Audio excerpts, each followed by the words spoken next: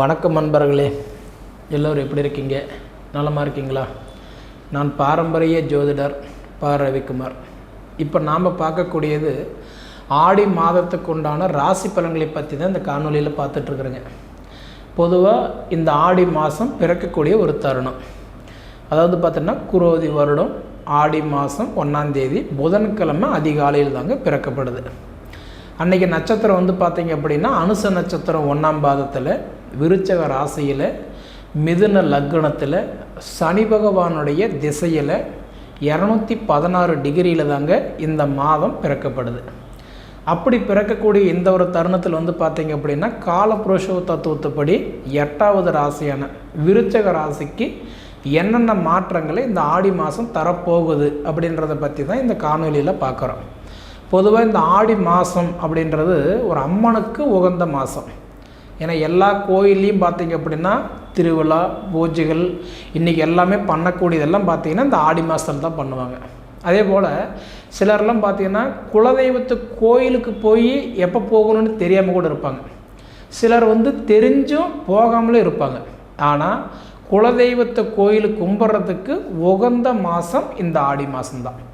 பொதுவாக அதே மாதிரி இந்த பங்காளிகள் எல்லாம் ஒன்றா சேர்ந்து குலதெய்வத்தை கோயிலுக்கு போய் எல்லோரும் ஒன்றா கும்பிட்டு வந்தாங்கன்னா பித்ருக்கள் தோஷம், பூர்வீ ஜென்ம கர்மாக்கள், வர்க்க தோஷம் இது எல்லாமே விலகும் அப்படின்றதுல ஒரு ஐதீகம் இருக்குதுங்க.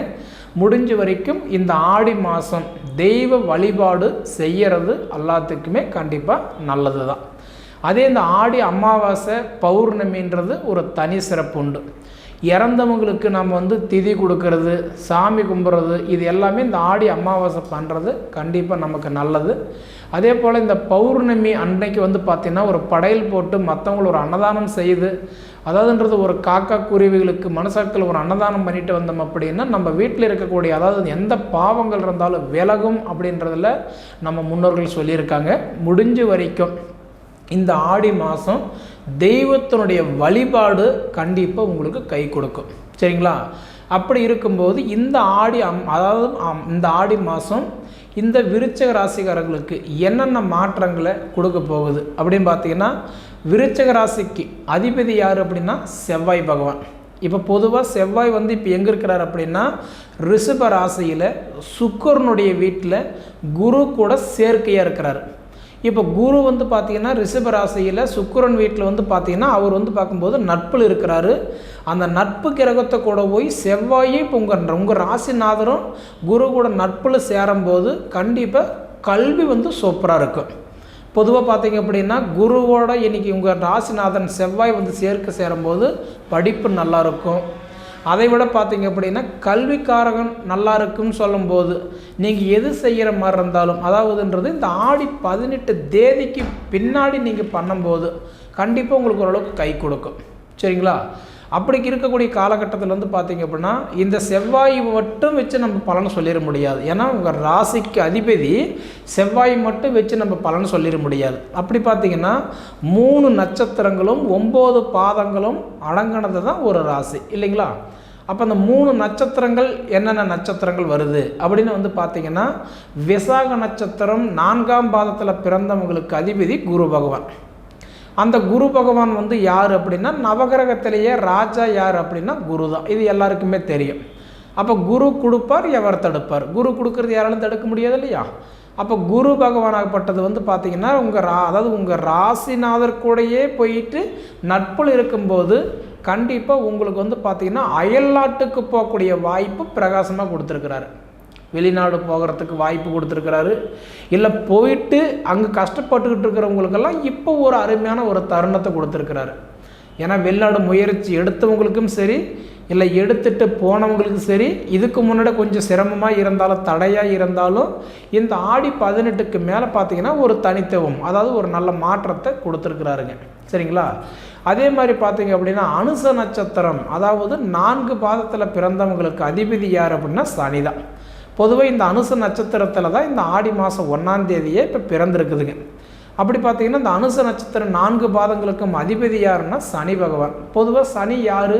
தொழில் காரகன், தொழிலுக்கு அதிபதி. இப்போ எல்லாரும் செய்கிற வேலைக்கு அதிபதி யார்? சனி தான்.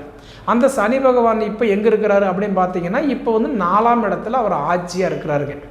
பொதுவாக இப்போ சனி வந்து 4 ஆட்சியாக இருக்கிறாருன்னா 4ஆம் இடம்ன்றது வந்து பார்த்தீங்கன்னா மாதிரி ஸ்தானத்தில் இருக்கிறார். மாதிரி ஸ்தானத்தில் வந்து சனி வந்து அவர் ஆட்சியாக இருக்கும்போது தாய்க்கு ஏதாவது ஒரு தொழில் ப்ரமோஷன், சம்பள உயர்வு, டிரான்ஸ்ஃபர் எதிர்பார்த்தா கூட கிடைக்கிறதுக்கு வாய்ப்பு இருக்குது. மெயினாக தாய் வழியில் வர வேண்டிய ஒரு அதிர்ஷ்டம் உங்கள் கைக்கு வர்றதுக்கு விருச்சிக ராசிக்காரங்களுக்கு ஒரு பலன் இருக்குதுங்க. ஏன்னா இதுக்கு முன்னாடி நான் அம்மா சொத்து எதிர்பார்த்தேன், எனக்கு அம்மா வகையில் வருமான சம்பளம் எதிர்பார்த்தேன், இல்லை அம்மாவோடைய கட்டான்றது பென்ஷன் எதிர்பார்த்தேன், இது மாதிரி ஏதாவது வருமா? கண்டிப்பாக வரத்துக்கு வாய்ப்பு இருக்குது. ஏன்னா உங்களுக்கு 4ஆம் இடத்துல போய் சனி உட்காரும்போது, தொழிலுக்காரகன் மாதிரி ஸ்தானத்தில் போய் உட்காரும்போது கண்டிப்பாக வராத காசு கூட வரத்துக்கு ஒரு வாய்ப்பு இருக்குதுங்க. சரிங்களா? அதே மாதிரி பார்த்தீங்க அப்படின்னா கேட்டை நட்சத்திரம் 4 பாதத்தில் பிறந்தவங்களுக்கு அதிபதி யாருன்னா புதன் பகவான். பெரும்பாலும் பார்த்தீங்கன்னா கேட்டை நட்சத்திரத்தில் பிறந்தால் கோட்டையில் வாழ்வான்றது ஒரு ஐதீகம். அப்படி பார்த்தீங்கன்னா அந்த கேட்டை நட்சத்திரத்தில் பிறந்தவங்களுக்கு அதிபதி யார்? புதன். புதன் பகவான் யார்? இந்த ஆயக்கலைகள் 64 நம்ம சொல்லுவோம். அந்த 64 கலை கற்றவர் யாருன்னா புதன் மட்டும்தான். அந்த புதனுடைய நட்சத்திரத்தில் நீங்கள் பிறந்ததுனால இப்போ உங்கள் மைண்டில் நிறைய வேலை செய்யும். என்ன பண்ணலாம், ஏது பண்ணலாம், எப்படி போகலாம், எந்த மாதிரி செஞ்சால் நல்லாயிருக்கும், அந்த மாதிரி நிறைய ப்ரெஷர் இப்போ கொஞ்சம் அதிகமாக இருக்கும். அப்படி இருக்கும்போது கரெக்டாக பார்த்தீங்கன்னா நீங்கள் யாருக்கெல்லாம் ஐடியா கொடுக்குறீங்களோ அவங்கெல்லாம் நல்லா இருப்பாங்க. ஆனால் பார்த்தீங்கன்னா மற்றவங்க வாழ்கிறதுக்கு நீங்கள் ஒரு முன்னுதாரணமாக இருப்பீங்களே தவிர, அதாவது மற்றவங்க கெட்டு போகிறதுக்கு நீங்கள் ஒரு முன்னுதாரணமாக எப்பயுமே இருக்க மாட்டீங்க. அப்படி அதுபோல் பார்த்தீங்க அப்படின்னா இப்போ இந்த 3 நட்சத்திரங்களும் 9 பாதங்கள் அடங்கிய ராசி தான் இன்றைக்கி இந்த விருச்சிக ராசி. இந்த விருச்சிக ராசிக்கு அதிபதி செவ்வாய் பகவான். செவ்வாய் குருவோட சேர்க்கையை சேர்ந்து குரு 7ஆம் இடத்துல போய் இன்றைக்கி வந்து நட்பில் உட்காரும்போது மாங்கலியத்துக்கு நல்லாயிருக்கும். ஏன்னா 7ஆம் இடம்ன்றது வந்து கலஸ்தரஸ்தானம், மாங்கலிஸ்தானம்னு சொல்லுவாங்க. ஏன்னா அதை விட 7ல் குரு இருந்தால் கண்டிப்பான்றது சூப்பராக இருக்குன்னு சொல்லுவாங்க. ஒருத்தர் கல்யாணம் பண்ணோம்னா கூட கண்டிப்பாக குரு பார்வை வேணும். அந்த குரு பார்வை என்ன சொல்லுவாங்க? 2, 5, 7, 9, 11. இப்போ குரு உங்களுக்கு 7 இருக்கிறாரு. 7ல் குரு இருந்தால் நிச்சயமாக மாங்கல்ய யோகம் நல்லாயிருக்கும். அந்த காலத்தில் கல்யாணம் பண்ணும்போது 2 பேர்த்துக்கும் குரு இருந்தால் தான் கட்டுவாங்க. இப்போல்லாம் என்ன பண்ணுறாங்க, ஒருத்தருக்கு குரு இருந்தால் கூட கட்டுறாங்க. அப்படி பார்த்தா விருச்சிக ராசிக்காரங்களுக்கு இப்போ குரு பார்வை மட்டும் கிடையாது, குரு 7ஆம் பார்வையாகவும் பார்க்குறாரு. குருவுடைய பார்வை என்ன? அதாவது 5, 7, 9. அந்த 5, 7, 9ங்கும்போது மேசராசியிலிருந்து ரிஷபராசிக்கு குரு பகவான் வந்து மே மாதம் 1ஆம் தேதி வந்துட்டார். அப்போ ரிஷபராசியிலிருந்து பார்த்தீங்கன்னா 5ஆம் இடமாக கன்னி ராசி பார்க்குறாரு, 7ஆம் இடமாக பார்த்தீங்கன்னா விருச்சிக ராசி பார்க்குறாரு, 9ஆம் இடமாக பார்த்தீங்கன்னா மகர ராசி பார்க்குறாரு. அப்படி பார்த்தீங்கன்னா இன்றைக்கி விருச்சிக ராசியை குரு இன்றைக்கி பார்க்குறாரு. எத்தனாம் இடமாக? 7ஆம் இடமாக பார்க்குறாரு. அப்போ மாங்கல்ய ஸ்தானத்துக்கு, ஏன்னா குரு பார்த்தா கோடி புண்ணியன்னு சொல்லுவாங்க. குரு கொடுப்பார், எவர் தடுப்பார். அப்படி பார்த்தீங்கன்னா குரு வந்து உங்களுக்கு பார்க்கும்போது குரு பார்வையும் பார்க்குறாரு, 2வது குரு வந்து 7ஆம் இடவே பார்வையிலேயே இருக்கிறாரு. அப்படி இருக்கும்போது நிச்சயமாக உங்களுக்கு வந்து திருமண தடைகள் விலகிறதுக்கு நிறைய வாய்ப்பு இருக்குது. ஏன்னா இதுக்கு முன்னாடி எனக்கு எத்தனையோ வரம் வந்து பார்த்துட்டு போயிட்டாங்க, இல்லை நான் போய் பார்த்துட்டு வந்துட்டேன், எங்கள் 2 பேர்த்துக்குமே செட் ஆகலைங்க அப்படின்னு சொன்னவங்களுக்கு, இல்லை கை நினச்சிட்டுங்க பத்திரிக்கை அடிச்சுட்டேன் பந்தல் வரைக்கும் வந்தது நின்று போச்சு அதே வாழ்க்கை ஆகுமா நினைக்கிறவங்களுக்கு, அப்போ வந்து மாங்கல்ய தடையாக இருந்தவங்களுக்கு கண்டிப்பாக சொல்கிறேன் திருமண யோகம் கண்டிப்பாக அருமையாக இருக்குது. இந்த ஆடி 18 வரைக்கும், ஏன்னா ஆடி 18 வரைக்கும் எப்பயுமே கல்யாண பேச்சு சுப விசேஷங்கள் பேச்சு பேச மாட்டாங்க. அப்போ அந்த ஆடி 18க்கு பிறகு பார்த்தீங்க அப்படின்னா கண்டிப்பாக நீங்கள் எடுக்கிற முயற்சி கண்டிப்பாக உங்களுக்கு வெற்றியாகும். திருமண தடைகள் விலக போகுதுங்க. சரிங்களா? அதே சமயத்தில் வந்து பார்த்தீங்க அப்படின்னா உங்களுக்கு வந்து பார்க்கும்போது இப்போ குரு வந்து 7 இருக்கிறது மட்டுமே கிடையாது, புத்திரஸ்தானத்துக்கு அதிபதி யாருன்னா இன்றைக்கி குரு தான். அந்த குருவை புத்திரஸ்தானத்துக்கு அதிபதியும் 7ஆம் இடத்துல உட்காரும்போது உங்களுக்கு குழந்தை பாக்கியம் இல்லை. ஏன்னா குழந்தை பாக்கியன்றது ஒவ்வொருத்தருக்குமே ஒவ்வொரு வரப்பிரசாதம் மாதிரி, ஒவ்வொருத்தருக்கு நினச்ச உடனே கிடச்சிரும், ஒவ்வொருத்தருக்கும் பல வருஷங்கள் கழிச்சு நடக்கும். இதில் ஒருத்தருக்கு பார்த்தீங்கன்னா குழந்தை இல்லாத ஏங்கிட்டு இருக்கிறவங்களுக்கு போகாத கோயில் இல்லை, கும்பிடாத தெய்வம் இல்லை, வைக்காத வேண்டுதல் இல்லை, செய்யாத பரிகாரம் இல்லை, பார்க்காத வைத்தியம் இல்லை, எல்லாம் பார்த்துருப்பாங்க. ஆனால் பார்த்தீங்கன்னா அவங்களுக்கு இன்னி வரைக்கும் ஒரு கேள்விக்குறியாக இருக்கும். அப்படி இருக்கிறவங்களுக்கு கண்டிப்பாக உங்கள் சுய ஜாதகத்தில் பாருங்கள் 5ஆம் இடம் நல்லா இருக்கா, 5ஆம் இடத்துல ராகு கேது இருந்தால் கடுமையான புத்திரதோஷம், குரு சனி இருந்தால் தாமதமாகும். அப்போ உங்களுக்கு 5ஆம் இடம் நல்லா இருக்கான்றது கண்டிப்பாக ஒரு தடவை பார்த்துக்கிடுங்க. அப்படி 5ஆம் இடம் உங்கள் சுய ஜாதகம் நல்லா இருந்தது அப்படின்னா உங்கள் ஜாதகத்தில் நல்லா இருக்கும்போது இந்த ஆடி மாதம்ன்றது ஒரு அம்மனுக்கு உகந்த மாதம். இந்த மாதத்துலேயே உங்களுக்கு வாரிசு கொடுத்துருவார். சரிங்களா? அதே மாதிரி பார்த்தீங்க அப்படின்னா மண்ணு மனை கட்டுறதுக்கு உண்டான இடம் பார்த்தீங்கன்னா 8ஆம் இடம் ஆயுள் ஸ்தானத்தை பார்க்கணும். அப்போ 8ஆம் இடத்துக்கு அதிபதி யாருன்னா புதன். பொதுவாக 8ஆம் இடத்துக்கு அதிபதி புதன் பகவான் 9ஆம் இடத்துல போய் நட்புல உட்காரும்போது, ஏன்னா இன்றைக்கி புதன் பகவான் எங்கே இருக்கிறாரு? கட்டான்றது வந்து கடகராசியில் இருக்கிறார். கடகராசியில் நட்புல இருக்கிறார். குருவோ அதாவது வந்து பார்த்திங்கன்னா சூரியனோட சுக்கிரனோட சேர்க்கையில் இருக்கிறார். அப்போ வந்து சூரியன் வந்து பகையாக இருக்கிறாரு, சுக்கிரன் பகையாக இருக்கிறார். அப்போ பகைப்பட்ட கிரகத்தை கூட போய் புதன் நட்பாக உட்காரும்போது என்ன பண்ணுவார் அப்படின்னா, நமக்கு தேவையானது மண்ணு மனை. இப்போ நான் இடம் வாங்கிட்டேன், என்னால் அந்த இடம் கிரயம் பண்ண முடியல. நான் வீடு கட்டிக்கிட்டு இருக்கிறேன், எனக்கு பாதியில் தான் கட்ட முடிஞ்சது, மீதி கட்ட முடியல. ரெண்டாவது எனக்கு சம்பளம் இல்லை, ப்ரமோஷன் இல்லை, எனக்கு கடன் பிரச்சனை அதிகமாக இருக்குது. கடன் பிரச்சனை கழுத்து பிடிக்கிற மாதிரி இருந்தால் கூட உங்கள் சுய ஜாதகம் நல்லா இருக்கணும். ஏன்னா ஒவ்வொரு மனுஷனையும் நிர்ணயிக்கிறது என்னென்னா திசை புத்தி அந்தரம். ஏன்னா திசை அப்படின்றது ஒரு மரம் மாதிரி ரொம்ப வருஷம் நிற்கும். புத்தி அப்படின்றது அந்த மரத்தில் இருக்கக்கூடிய கிளைகள் மாதிரி, அது சில வருஷங்கள் நிற்கும். அதே மாதிரி அந்தரம் அப்படின்றது அந்த கிளையில் இருக்கக்கூடிய இலைகள் மாதிரி, அது சில மாதங்கள் தான் நிற்கும். ஒரு மனுஷனுக்கு திசை புத்தி அந்தரம் இது 3 மட்டும் நல்லா இருந்துச்சு அப்படின்னா கோச்சாரத்தில் கிரகங்கள் வரும்போது கண்டிப்பாக அவங்களுக்கு உண்டான அதிர்ஷ்டத்தை கொடுத்துட்டு போயிட்டே இருப்பான். ஒரு போஸ்ட்மேன் மாதிரி. போஸ்ட்மேனோட வேலை என்ன? நமக்கு வந்த லெட்டர் கொண்டதை நம்ம கையில் அப்படியே ஒப்படைக்கிறது தான். அப்படி பார்த்தீங்கன்னா இன்றைக்கி நீங்கள் சாதிக்கிற இடத்துல இருக்கிறீங்க. விருச்சிக ராசிக்காரங்க அடித்து சொல்கிறேனுங்க.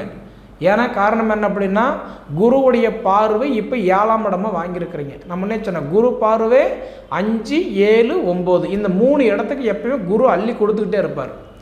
அப்போ 5ஆம் இடமா கன்னி ராசி, 7ஆம் இடமா விருச்சிக ராசி உங்கள் ராசி பார்க்குறாரு, 9ஆம் இடமா மகர ராசி பார்க்குறாரு. குரு பார்வை வாங்கியிருக்கிறீங்க.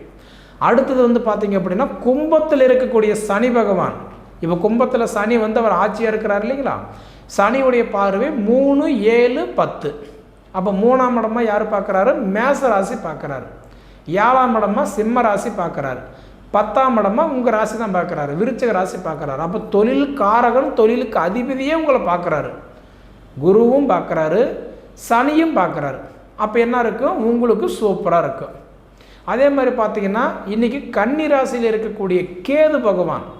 ஏன்னா ராகுக்கும் கேதுக்கும் கோச்சாரத்தில் வீடு கிடையாது. நிழல் கிரகம், சாய கிரகம், வக்கர கிரகம். அப்படி பார்த்தீங்கன்னா கேது பகவான் வந்து கன்னி ராசியிலிருந்து 3ஆம் இடமா கடக ராசி பார்க்குறாரு. 7ஆம் இடமா பார்த்தீங்கன்னா மேன ராசி பார்க்குறாரு. 11ஆம் இடமா உங்கள் ராசி தான் பார்க்குறாரு, விருச்சிக ராசி தான் பார்க்குறாரு. ராகு கேதுடைய பார்வை 3, 7, 11. அப்போ 11ஆம் இடமா விருச்சிக தான் பார்க்குறாரு. பொதுவாக பார்த்தீங்கன்னா குரு பயிற்சி ஆகும்போது முக்கியத்துவம் கொடுப்போம், சனி பயிற்சி ஆகும்போது முக்கியத்துவம் கொடுப்போம், ராகு கேது பயிற்சி ஆகும்போது முக்கியத்துவம் கொடுப்போம். அப்படி பார்த்தீங்கன்னா குருவும் உங்கள் ராசி பார்க்குறாரு, சனியும் உங்கள் ராசி பார்க்குறாரு, கேதுவும் உங்கள் ராசி பார்க்குறாரு. அப்போ அந்த 3 ராசியுமே ஒரே ராசி மேலே பாடக்கூடிய ஒரே ராசி என்னென்னா இந்த விருச்சிக ராசி மட்டும்தான். அப்போ இந்த விருச்சிக ராசிக்கு அதிபதியே பார்த்தீங்கன்னா செவ்வாய் யார் கூட இருக்கிறாரு? குரு கூட போய் சேர்ந்துருக்கிறாரு. அப்போ நவகிரகத்திலே ராஜா குரு, குரு கூட போய் செவ்வாய் 2 கிரகம் நட்புல உட்காரும்போது நீங்கள் முதல்ல என்ன பண்ணலாம்? வெளிநாட்டுக்கு போகலாம். ரெண்டாவது தொழில் மாற்றங்கள் கொடுத்துருவார். கடன் பிரச்சனை இருந்தால் கூட விலகி சந்தோஷமாக இருக்க போகிறீங்க. புரியுதுங்களா? நமக்கு எப்படி இருக்குன்னா இப்போ ஒரு மதில் மேலே இருக்கிற பூனை மாதிரி இப்படி குதிக்கலாமா இப்படி குதிக்கலாமான்னு தெரியாமல் இருக்கிறீங்க. ஆனால் நீங்கள் எந்த பக்கம் போனாலும் உங்களுக்கு வெற்றியாகக்கூடிய நேரம் தான். அப்படி இருக்கும்போது உங்களுடைய கோச்சாரத்தில் உங்களுடைய ஜாதகத்தில் நல்லா இருந்துச்சு அப்படின்னா நான் கண்டிப்பாக சொல்கிறேனுங்க, உங்களுக்கு இந்த ஆடி 18க்கு மேலே பார்த்தீங்கன்னா தொழில் உங்களுக்கு பிரகாசமாக இருக்கும். தொழில் நல்லா இருக்கும், திருமண தடைகள் விலக போகுது, புத்திர பாக்கியங்கள் கொடுக்க போகுது. அதுக்கடுத்தது பார்த்தீங்க அப்படின்னா குடும்ப சுமைகள் ஓரளவுக்கு விலக போகுது. ஏன்னா இதுக்கு முன்னாடி நீங்கள் எல்லாத்துக்கும் கொடுத்து கெட்ட பேர் வாங்கிட்டீங்க. எல்லோரும் வாங்கி கெட்ட பேர் வாங்கினா நீங்கள் கொடுத்து கெட்ட பேர் வாங்கிட்டீங்க.